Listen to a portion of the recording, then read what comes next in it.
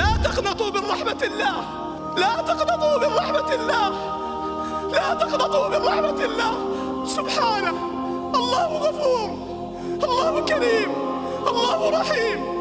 رب اشرح لي صدري ويسر لي أمري واحلل عقدة من لساني.